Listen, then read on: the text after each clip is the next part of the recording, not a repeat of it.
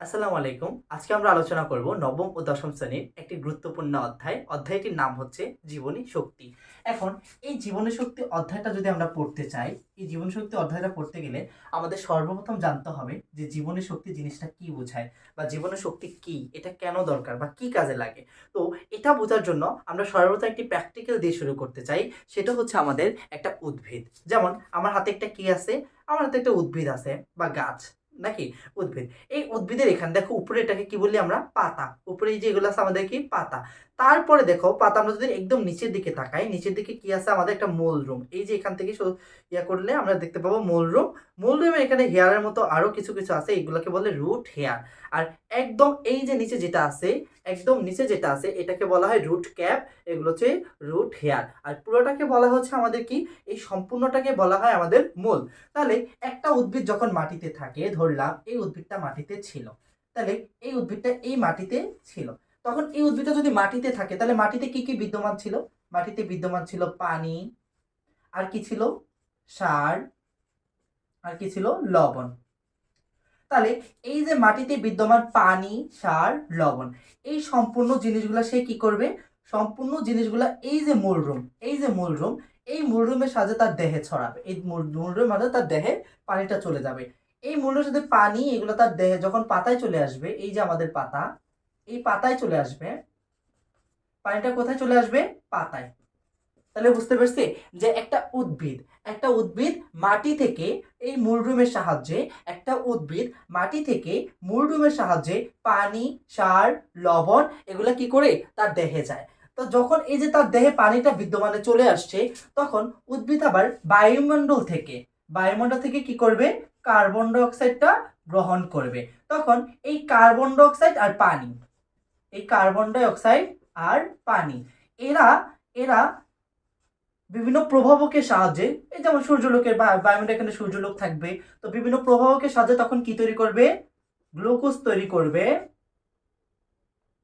Glucose তৈরি করবে, পাশাপাশি তৈরি করবে ছয়াণু পানি আর ছয়াণু oxygen.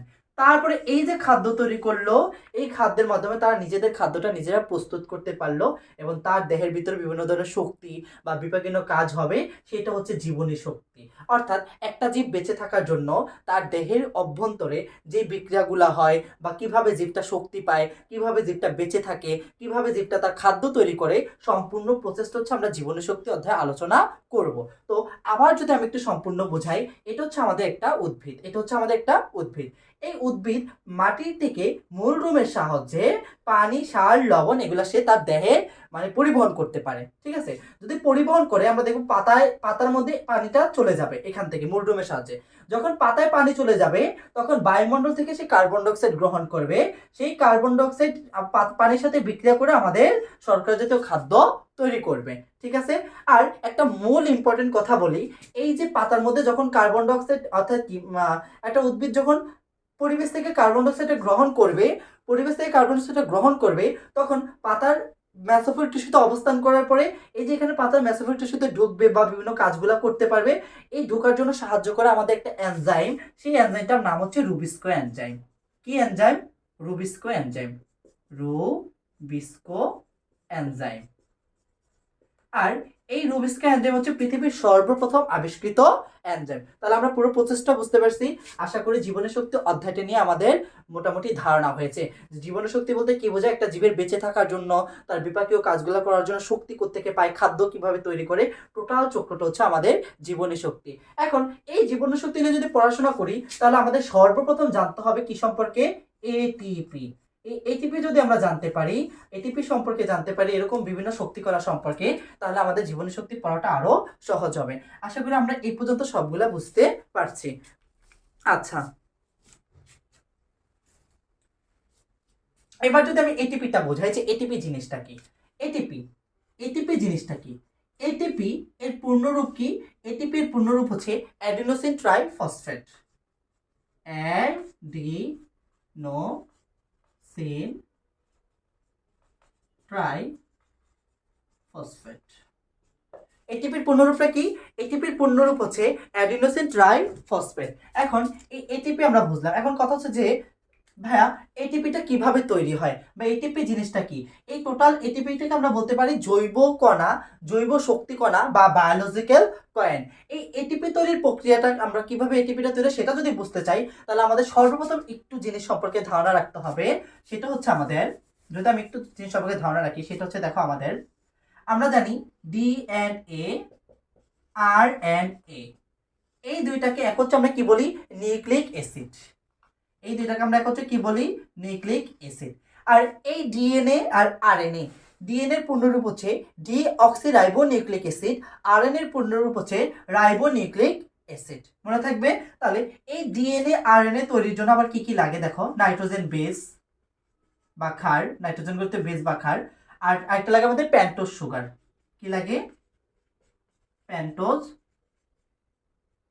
Sugar.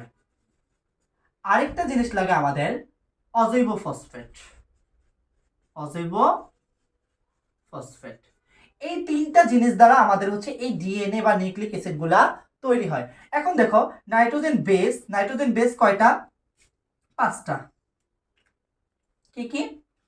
Adenosine, cytosine, adenine, cytosine, তারপর হচ্ছে গুয়ানিন, তারপর হচ্ছে থায়ামিন, আর হচ্ছে ইউরাসিন। ঠিক আছে? এই পাঁচটা নাইট্রোজেনিত বেস দ্বারা হচ্ছে আমাদের কি তৈরি হয়? ডিএনএ আরএনএ তৈরি হয়। ঠিক এখান থেকে এই যে এই অ্যাডিনিন, এই অ্যাডিনিনটা এটিপি তৈরি করে, আবার জিটা হচ্ছে কি?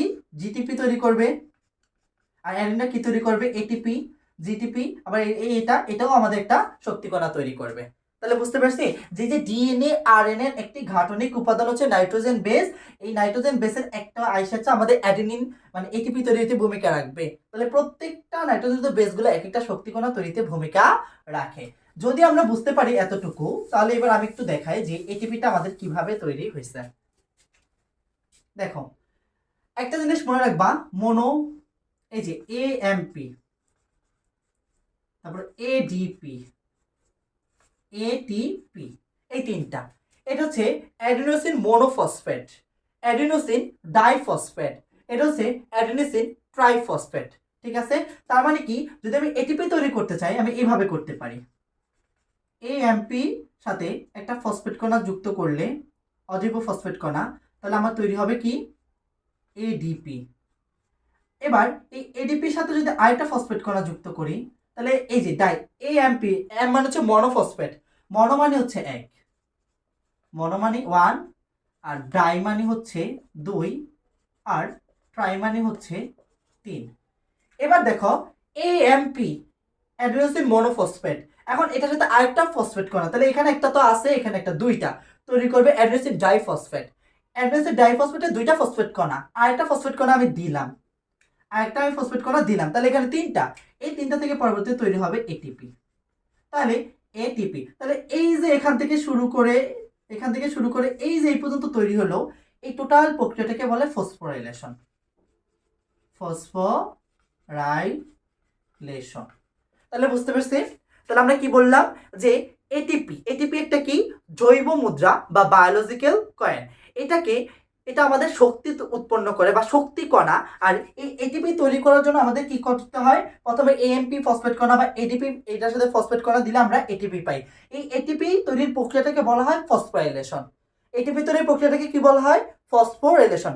এখন তোমার ইচ্ছে হলো যে আমি এটিপিকে ভাঙবো, তাহলে দেখো কি হয়। যদি এটিপিকে ভাঙলে আমি দেখব আবার তৈরি হবে আমার এডিপি, একটা ফসফেট কণা, বা আবার এটাকে যদি ভাঙি তাহলে আমাদের তৈরি হবে কি? এএমপি। এরকম মানে এইভাবে আমাদের একটা তৈরি হতে থাকবে এডিপি। মানে এইখান থেকে ভাঙলে হচ্ছে, সরি এটা না, এই যে এটিপিকে ভাঙলে হচ্ছে আমি এডিপি পাবো, আবার এএমপি পাবো, এগুলোকে ভাঙলে এটা। তাহলে এই যে এটিপিকে ভাঙার প্রসেস, এটাকে বলে ডিফসফোরাইলেশন, ডিফসফোরাইলেশন। তাহলে সবাই বুঝতে পারছি যে এটিপি কি? এটিপির পূর্ণরূপ হচ্ছে অ্যাডিনোসিন ট্রাইফসফেট। এএমপির পূর্ণ হচ্ছে অ্যাডিনোসিন মোনোফসফেট। আর এডিপি অ্যাডিনোসিন ডাইফসফেট। এখন এটিপিকে যদি আমি ভাঙি তাহলে সেটাকে বলা হয় ডিফসফোরাইলেশন। আর যদি আমি এডিপি এএমপি এগুলোর সাহায্যে যদি আমি এটিপি তৈরি করি তাহলে সেটাকে বলা হয় ফসফোরাইলেশন। ক্লিয়ার সবাই এতটুকু? আচ্ছা, যদি এতটুকু ক্লিয়ার হয় তাহলে আমরা আরেকটা ইম্পর্টেন্ট কথা বলি যে আজকের যে আমাদের ক্লাসটা ছিল, আমি মূল আলোচনা করার জন্য ট্রাই করছি জীবনী শক্তি জিনিসটা কি, বা জীবনী শক্তি কেন দরকার হয়, আর জীবনী শক্তি তৈরি করতে আমাদের এটিপি জানতে হয়, আর এটিপিটা কিভাবে তৈরি হয়, বা এটিপি ভেঙে কি কি তৈরি হয়। যদি আমি এতটুকু বুঝতে পারি তাহলে তোমাদেরকে একটু যদি আমি দেখাই, যদি একটু বোর্ডে দেখাই, দেখো আমাদের এই যে এখানে যে চিত্রটা বলছে, একটু দেখো, এই যে এখানে যে চিত্রটা, এই যে এখানে এটিপি, এটিপিটা কিভাবে তৈরি হচ্ছে, এটিপি কিভাবে ভাঙতেছে সেটা দেখাইছে। আর একটা ইম্পর্টেন্ট কথা হচ্ছে যে এটিপি থেকে যদি প্রশ্ন আসে, এটার পূর্ণরূপ আসবে। তারপর আমি যদি একটু দেখি, ঢাকা বোর্ড 2021 সাল, কি সাল? ঢাকা বোর্ড 2021 সালে একটা প্রশ্ন আসে যে এটিপি যে তৈরি হয় তার প্রত্যেকটা ফসফেট গ্রুপে, মানে হচ্ছে তার প্রত্যেকটা ফসফেট গ্রুপে আমাদের কত ক্যালোরি শক্তি জমা হয়? 7.3। কত ক্যালোরি? 7.3। এই যেটা কিন্তু আমাদের ঢাকা বোর্ডে আসছে। তো তোমাদের যাদের হচ্ছে মানে হচ্ছে দাগানো বইয়ের পিডিএফ লাগবে, তারা হচ্ছে আমাকে ইনবক্সে মেসেজ দিতে পারো বা কমেন্ট বক্সে জানাতে পারো, বা আমার পেজে সেটা হচ্ছে পোস্ট করা আছে। তারপর দেখো তোমাদেরকে আমি পড়াইছি কি যে জৈব শক্তি মুদ্রা বা বায়োলজিক্যাল কয়েন কাকে বলা হয়, এটিপি কি বলা হয়। এটা দেখো all board, Barishal board, Jessore board, Dhaka board 17, 13, 16 প্রত্যেক জায়গায় আসছে। তো আশা করি তোমরা যদি ক্লাসগুলো করো, বা আমার যারা ক্লাস করতেছে তাদের এই যে যেভাবে আমি দাগিয়ে দিচ্ছি, এর বাইরে একটা প্রশ্নও করবে না, এর বাইরে একটা প্রশ্ন আসার চান্স নাই। তাহলে আজকে আমরা কি বুঝলাম? আজকে আমরা বুঝলাম যে জীবাণুশক্তি জিনিসটা কি, তারপর যে এটিপিটা কি, এটিপি কিভাবে তৈরি হয় সেটা বুঝাইলাম। এই এটিপি আমরা যখন হায়ার এডুকেশন বা হচ্ছে আমরা যখন 11-12-এ উঠবো, তখন আরো সুন্দরভাবে ব্যাখ্যা করা যাবে যে কিভাবে স্ট্রাকচার, কিভাবে গঠন করে। তো তোমরা যেহেতু ছোট ক্লাসের, আমি তোমাদেরকে অত জটিল করে বোঝানোর ট্রাই করি নাই। আশা করি তোমরা এই প্রত্যেকটা ক্লাস বুঝতে পারছো। যদি বুঝতে পারো তাহলে হচ্ছে সবাই, আশা করি যদি কোনো প্রশ্ন থাকে বা আমি যদি কোথাও ভুল বলে থাকি তাহলে সেটা কমেন্ট বক্সে জানিয়ে দেবে। ধন্যবাদ সবাইকে, আল্লাহ হাফেজ।